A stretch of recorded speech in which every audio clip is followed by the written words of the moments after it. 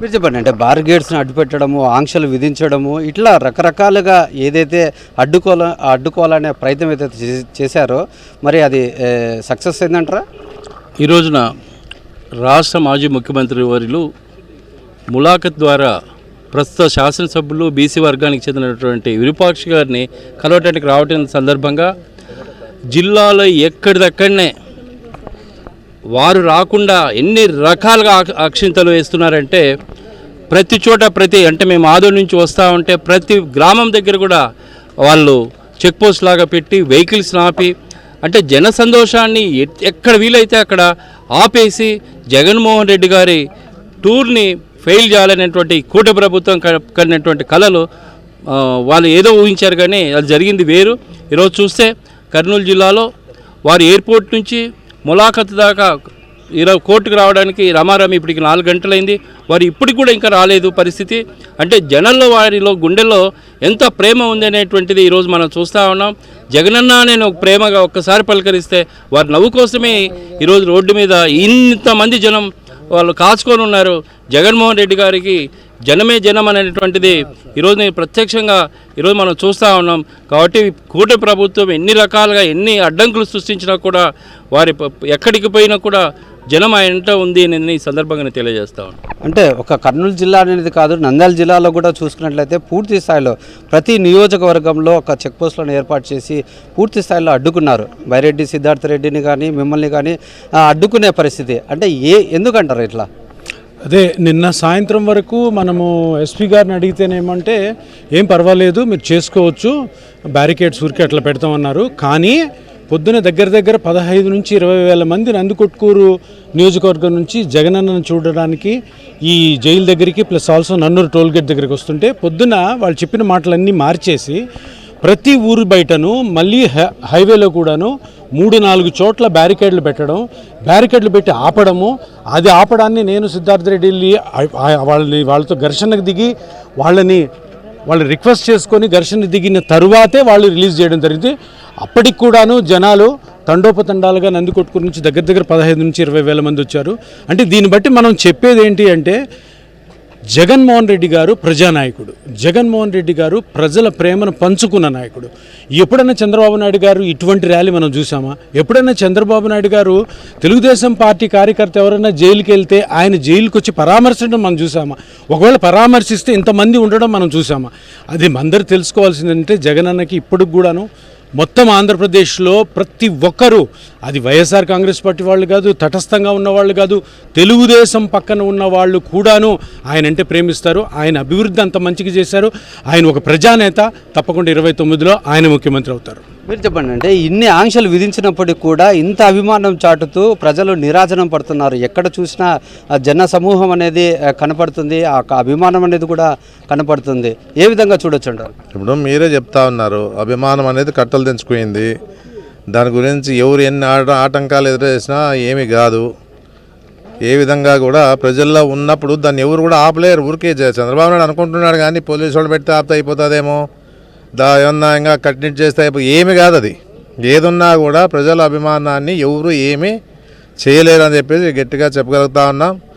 Next ఇప్పుడు ఆయన ఏం మీటింగ్కి రాలే, వచ్చేది వచ్చేదానికి ఇంతమంది వచ్చి స్వచ్ఛందంగా మమ్మల్ని ఇంకా వెహికల్స్ పంపించండి అని చెప్పేసి అడిగే పరిస్థితుల్లో ఇప్పుడు ఉన్నారంటే ఎంత అభిమానం ఉంటే అడుగుతాడు జగన్ మీద అనేది కూడా ఇప్పుడు అర్థమవుతోంది. అంటే ఈ యొక్క పోలీస్ ఆంక్షలు ఈ యొక్క అభిమానాన్ని ఆపగలిగిందా? ఆపలేదు, ఆపగలిగే పరిస్థితే లేదు. ఏదన్నా కూడా ఎమ్మెన్యూర్లో చూసినాము.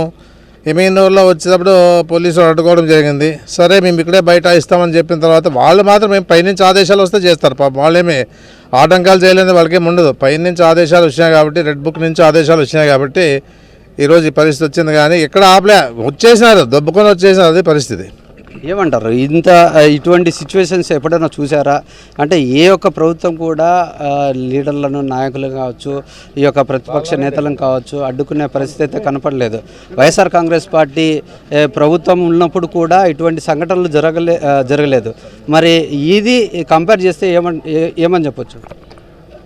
ఇప్పుడు జనబలం అనేది అది ఒక వైఎస్ఆర్ కుటుంబానికి మాత్రమే ఉండేది, ఎవరికి లేదు.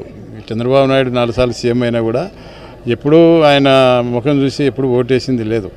ఏదో వాళ్ళ మామ పెట్టిన పార్టీ దొంగిలిచ్చినాడు, సైకిల్ దొంగిలినాడు, మరి అదే జెండా దొంగిలినాడు కాబట్టి ఆయనకు అది ఎప్పుడు కూడా ఆయన ఏకంగా ఒక్కడిగా నిలబడి ఎప్పుడు గెలిచిన పరిస్థితి లేదు. ఎప్పుడు దొంగసాటు వెన్నుపోట్లు పొడిసే అయినాడు. కాబట్టి ఈరోజు ఒక జనబలం ఉండే ఏకైక కుటుంబం ఈ రాష్ట్రంలో, ఉమ్మడి రాష్ట్రంలో కానీ ఒక వైఎస్ఆర్ కుటుంబమే. మరి దాదాపు 5 గంటలు కావస్తూ ఉంది ఎయిర్పోర్ట్ నుంచి ఇంతవరకు కూడా ఇంకా ఇక్కడికి రాలేదు. అంటే జనం విపరీతంగా స్వచ్ఛందంగా ఒక తెలుగుదేశం పార్టీ ఏదైనా మీటింగులకు పిలవాలంటే బిర్యానీ పొట్టాలు ఇవ్వాలి, మందు బాటిల్ ఇవ్వాలి, వాళ్ళ కూలి ఇచ్చి తెచ్చుకోవాలి.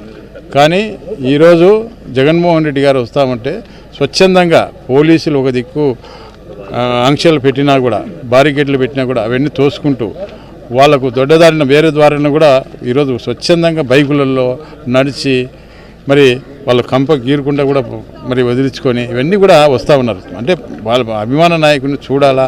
జగన్మోహన్ రెడ్డి గారి వల్ల ప్రతి కుటుంబము లబ్ధి పొందింది కాబట్టి గతంలో రాజశేఖర రెడ్డి గారి వల్ల ఈరోజు ఆ కుటుంబం అంటే ఎనలేని అభిమానం.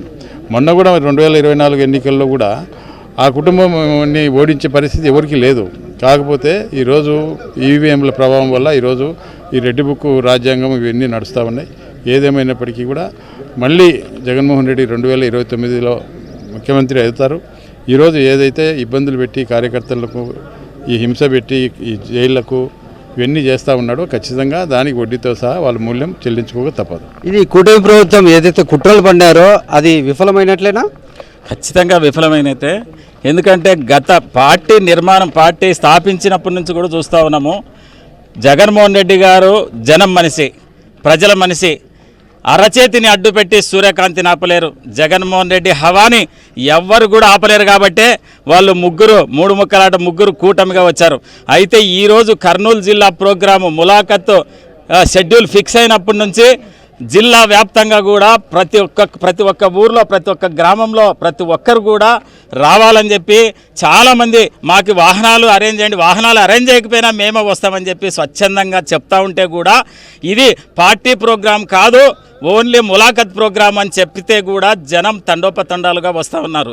అయితే ఈ కూటమి ప్రభుత్వం ముఖ్యంగా చంద్రబాబు నాయుడు గారు ఎక్కడైతే జగన్మోహన్ రెడ్డి గారిని అనగదొక్కాలనుకుంటున్నాడో ఈ రాష్ట్ర వ్యాప్తంగా ఎక్కడైనా సరే ప్రజలు ఉత్తరాంధ్ర అయినా, మధ్యాంధ్ర అయినా, రాయలసీమ అయినా ఒకటే జనం, అదే జగన్. మీరు చెప్పండి. అంటే ఈ యొక్క పర్యటనలో ఎక్కువగా యువతనే కనపడుతున్నారు. అంతేకాకుండా డిఎస్సీ అభ్యర్థులు కూడా వైఎస్ జగన్మోహన్ రెడ్డి కలిసి తమ బాధని వెళ్ళగక్కారు. ఇటువంటి సిచ్యువేషన్స్లో ఈ యొక్క జన సమూహం చూస్తే ఏమనిపిస్తుంది?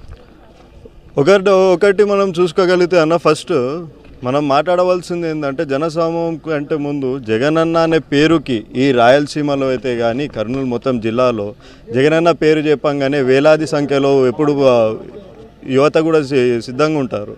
వాళ్ళు వస్తా అన్నప్పుడు వాళ్ళ అభిమానాన్ని కానీ ఎవరిని కానీ ఆపడానికే లేదు. ఈరోజు కూడా ఎమ్మిగనూరు నియోజకవర్గంలో కూడా మా బండ్లను ఆపినారు. వాళ్ళు మేము వద్దయ్యా, ఇది మన లీడర్కి ఇబ్బంది అవుతుంది, ములాఖాత్ కోసం వస్తా అన్నారంటే లేదు, ఖచ్చితంగా మాకు కావాలా అని చెప్పి కూడా వస్తా ఉన్న వాళ్ళని బండితో ఆపినారు. ఆపితే పోలీస్ వాళ్ళు ఏమని చెప్తా అన్నారు, సార్ మాకు ప్రెజర్ అవుతా ఉంది, మిమ్మల్ని ఆపలేం, మిమ్మల్ని ఆపకపోతే మమ్మల్ని ఇబ్బంది పెడతారు అని చెప్పి. దాని తర్వాత సరే అని చెప్పి అక్కడ అందరు ఇంకా దాదాపు 300-400 పైన బండ్లు అక్కడ వెయిటింగ్. జగనన్న అడిచేసరికి పాపమైన భయపడి వెళ్ళిపోయినారు. దాని తర్వాత వెంటనే మళ్ళీ కోడుమూరు.